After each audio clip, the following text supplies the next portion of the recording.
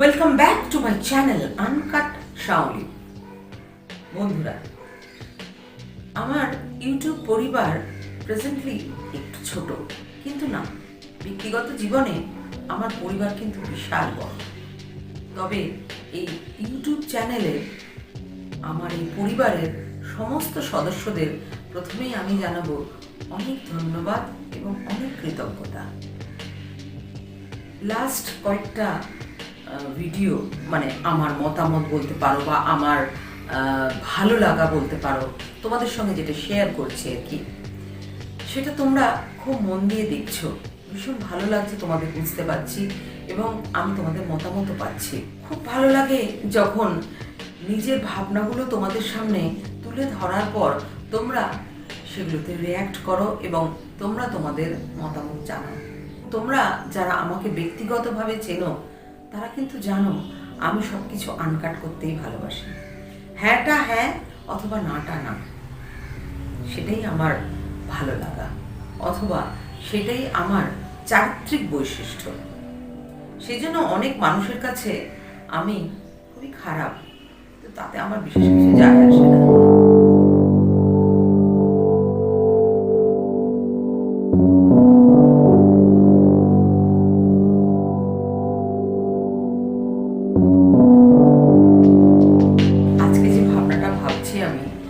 তোমাদের সাথে যে ভাবনাটা শেয়ার করব, সেই ভাবনাটা একটা এমন ভাবনা যে ভাবনাটা আমার আজকে নয়, বিগত বেশ কিছু বছর ধরে আমার মনের মধ্যে চলছে, কিন্তু বলতে পারো এখন একটা তীব্র আকার নিয়েছে, যেটা আমার মনে হচ্ছে যে তোমাদের সঙ্গে শেয়ার করাটা খুব জরুরি।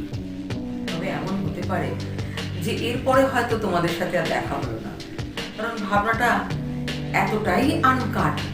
হয়তো এখন অনেক পলিসি বেরিয়েছে না ইউটিউবের, সেখান থেকে হয়তো ব্লক করে দেওয়া হলো, বলা যায় না, এভরিথিং ইজ পসিবল। আজকের যেটা দেখেছো ক্যাপশনে দেওয়া রয়েছে, দুর্বল চিত্তের মানুষরা সাবধান। হ্যাঁ, আমরা খুব স্বাভাবিকভাবেই এটা একটা সতর্কীকরণ দিয়ে থাকি যারা একটু অনুভূতি প্রবণ, সে সমস্ত মানুষরা একটু সাবধান থাকুন, কারণ তারা বিভিন্নভাবে আঘাত পেয়ে থাকে। কিন্তু আজকে বলবো যারা দুর্বল হৃদয়ের মানুষ, মানে যাদের একটু হার্টের প্রবলেম আছে, তারাও একটু সাবধানে থাকুন। এবার নিশ্চয়ই সবাই ভাবছো যে আমি কাদের সাবধানে থাকতে বলছি এবং কি কারণে সাবধানে থাকতে বলছি। কারণটা হচ্ছে আমাদের যে প্রেজেন্টলি নিউজ চ্যানেলগুলো আছে, সেই নিউজ চ্যানেলগুলো থেকে আমি একটু দুর্বল হৃদয়ের মানুষদের সাবধানে থাকতে বলছি। এই চ্যানেলগুলোতে প্রেজেন্টলি এমন সিচুয়েশন যে চ্যানেলগুলো চালানো মাত্রই আমাদের প্রথমেই গিয়ে হার্টে আগে লাগে। আমরা ভাবি, ওরে বাবারে এত ধমকাচ্ছে কেন, কি অদ্ভুত। এখন এই মানে নিউজ যে যারা রিডার, তাদের একটা অদ্ভুত স্ট্র্যাটেজি তারা নেয়। তারা আমরাই শুনবো, আবার আমাদেরই ধমকাবে। মানে কি সাংঘাতিক ভাবে তারা তাদের উপস্থাপনা লাউড। আমার তো কখনো কখনো মনে হয় যারা খবর পড়ছে তারা বোধহয় অ্যাফেক্টেড, কারণ এত লাউডলি যারা নিউজ পড়ে, তারা তো, আমরাও তাদের দেখে ভয় পাচ্ছি এবং তারা নিজেরাও বোধহয় সাফার করছে। আচ্ছা বলো তো, আর একটা অদ্ভুত জিনিস যেটা হচ্ছে, যেহেতু ক্রিমিনালকে কোনো অ্যারেস্ট করে, সেই ক্রিমিনালের মুখ আমাদের সারাদিন দেখতে হয়। কি অদ্ভুত ব্যাপার বলো তো। আমরা কোথায় মানে পজিটিভ কিছু দেখবো, ভালো কিছু দেখবো, তা না। আমরা একটা মানুষ, যে মানুষটা অ্যারেস্ট হয়েছে, কিন্তু যে মানুষটা সমানে নেগেটিভ কার্যকলাপ করে যাচ্ছে, সেই মানুষটাকে আমাদের বারবার দেখতে হচ্ছে। যখনই খুলছি নিউজ চ্যানেল, সেম খবর আমরা বারবার দেখছি। ঠিক আছে, সেগুলো না হয় আমরা ক্ষমা করে দিলাম, যে চলো নিউজ চ্যানেলের আর কিছু দেখাবার নেই, নেগেটিভ পার্সোনালিটি দেখাতে হয় আর একটা খবরই বারবার করে দেখাতে হয়। কিন্তু এত ধমক কেন? তোমরা হলো সেখানেও এত লাউডলি নিউজ পড়ছে, তোমরা হলো সেখানেও সেম জিনিস। তোমরা আর একটা তো কোনো কথাই নেই। আমার তো মনে হয় যে সমস্ত সাংবাদিকরা আছেন তারা নিজেরাই বোধহয় সবাই হার্টের পেশেন্ট। মানে তারা এত নিজেরা ধমক দেয় এবং নিজেরা তার জন্য এফেক্টেড আর কি। তো যাই হোক, এইটা আমার না একটা ভীষণ এখন একটা ইরিটেশনের জায়গা হয়ে গেছে। সত্যি কথা বলতে দিনের শেষে নিউজ চ্যানেলটা দেখতে আমার বেশ ভালো লাগে, কিন্তু সারা দিনের ক্লান্তির পর এই যে নিউজ চ্যানেলের চেঁচামেচি, যুদ্ধ, তখন আর ভালো লাগে না। কিরকম একটা মনে হয় যেন পাড়ার ঝগড়ার মতো। এক একটা করে প্যানেল বসিয়ে দেওয়া হয়, সেই প্যানেলের মধ্যে সবাই ঝগড়া করছে এবং সবাই একসঙ্গে কথা বলছে। তাহলে ভাবো তো, একটা দুর্বল হৃদয়ের মানুষ যদি সেটা দেখতে বসে তার কি অবস্থা হয়। আমি কিন্তু অত্যন্ত স্ট্রং, তারপরেও আমার ভালো লাগে না এবং কখনো কখনো মনে হয় বাবা থাম, অনেক হয়েছে। কিন্তু আমাদের বোধহয় সমাজের ধরনটাই এরকম হয়ে গেছে। অ্যাটেনশন সিক করার জন্য মানুষরা এত বেশি তাদের বিহেভিয়ার গুলো চেঞ্জ করে ফেলেছে। টোটালি তারা চেঞ্জ, তাদের বিহেভিয়ারটা একদম চেঞ্জ হয়ে গেছে। তারা সবসময় মনে করছে যে না, এই নিউজটা আমি আগে করেছি, তারপরে আরেকটা নিউজ চ্যানেল বলছে আমি আগে এটা করেছি। কোনো নিউজ চ্যানেলের মধ্যে কোনো রেশনালিটি নেই। প্রত্যেক নিউজ চ্যানেল ক্লেম করছে যে আমরা আগে নিউজটা করেছি। কিন্তু দেখো, যদি কোনো সেরকম ব্যক্তিত্ব, সাংস্কৃতিক কোনো জগতের মানুষ বা ক্রীড়া জগতের মানুষ বা কোনো সেরকম হয়তো পাবলিকালি তার বিশাল নাম নেই, কিন্তু একটা গুণী মানুষের কোনো যদি ভালো খবর থাকে, তিনি যদি কোনো অ্যাওয়ার্ড পান, অথবা তিনি যদি পার্থিব জগৎ ছেড়ে যান, এইরকম কোনো খবর কিন্তু আমরা পাই না। আর যদিই বা পাই, খুব ছোট্ট করে। এইটা কি কাম্য? কখনোই নয়, অন্তত আমার তাই মনে হয়। সারা দিন ধরে একটা নেগেটিভিটির মধ্যে তারা চলছে এবং আমরা যারা বিভিন্ন রকমের বাংলা সিরিয়াল বলো বা হয়তো সিনেমা সেরকম ভাবে আমরা দেখি না, নিউজটা দেখতে ভালোবাসে, তারা কিন্তু এখন আর নিউজ দেখতে পারে না। নিউজ চ্যানেলগুলো এত বায়াসড। যদি কোনো একটা মানুষ খবর শুনতে চায়, মানে নিউজ যেটাকে বলে, আমরা সারা দেশের বা আমাদের রাজ্যের যদি নিউজ দেখতে চাই, সেই নিউজটা কিন্তু কোথাও আমরা রেশনাল কোনো নিউজ পাবো না। সব জায়গায় মানে নিউজের ক্ষেত্রেও কারাপশন, মানে সবাই কেউ এই পক্ষের হয়ে বলছে, কেউ ওই পক্ষের হয়ে বলছে। একটা অদ্ভুত সিচুয়েশন।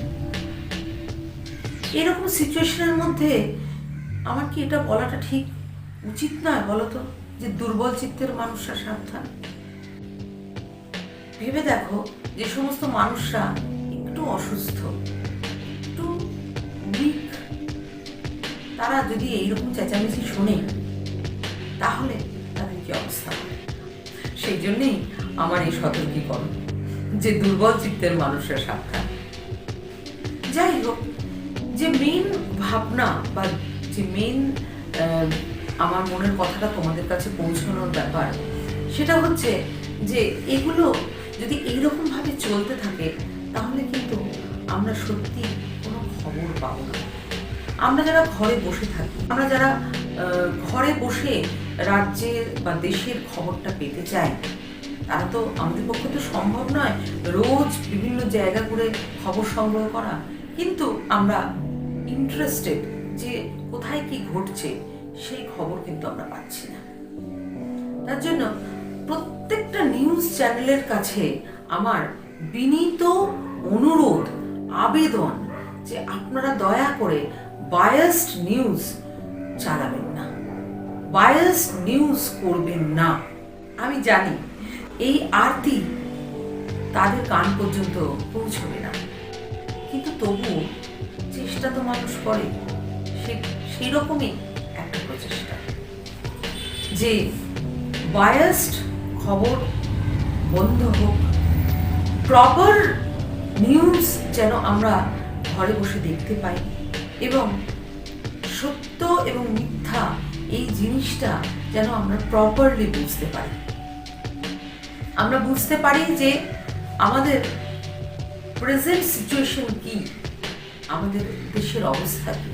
আমার বাবা নিউজের চ্যানেল দেখতেন, তখন হয়তো কখনো কখনো বলতাম যে ভালো লাগছে না, নিউজ বন্ধ করো। কিন্তু এখন যত বয়স বাড়ছে তত মনে হয় যে আমাদের তো জানা উচিত, আমাদের দেশ বলো বা বাইরের দেশ বলো, তাদের খবরগুলো আমাদের জানা উচিত। সে সময় কিন্তু আমরা প্রপার খবর পাচ্ছি না। এটা সত্যি আমাদের কাছে আমার মনে হয় খুবই দুঃখের। তো যাই হোক,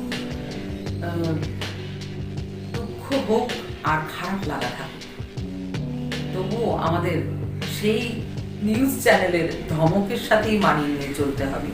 তার জন্য আবার সতর্কীকরণ কি না, দুর্বল হৃদয়ের মানুষরা একটু সাবধান। নিউজ চ্যানেল অন করে একটু নিজের মনকে শান্তি দিয়ে বসবেন যে না, এবার হয়তো ধমক শুনতে পারি। তারা নিজেরাও ধমকাচ্ছেন, তারা নিজেরাও এফেক্টেড, আমরাও এফেক্টেড। যাই হোক বন্ধুরা, তোমাদের যদি ভালো লাগে আমার এই ভাবনা চিন্তা, তোমরা তাহলে একটু জানিও যে তোমাদের মনের ভাবনা কি, তোমাদের মনে কি চলছে, এবং সেই নিয়েও আমি একটু আলোচনা করতে পারি। এবং তোমাদের মনের ভাবনার সাথে আমার মনের ভাবনার কতটা মিল বা কতটা অমিল, তোমরা কিরকম ভাবে ভাবছো এই নিউজ চ্যানেলগুলো সম্পর্কে। তবে হ্যাঁ, এখন জানো অনেকের কাছে শুনছি অনেকে এই নিউজ চ্যানেলগুলো দেখাই বন্ধ করে দিয়েছে, কিন্তু এটা তো সলিউশন হতে পারে না। আনকাট শাওলির যে সমস্ত পরিবারের সদস্য, সে সমস্ত পরিবারের সদস্যকে আমি আবারও ধন্যবাদ জানালাম এবং অনেক ভালোবাসা জানালাম। তোমরা এভাবে পাশে থেকো।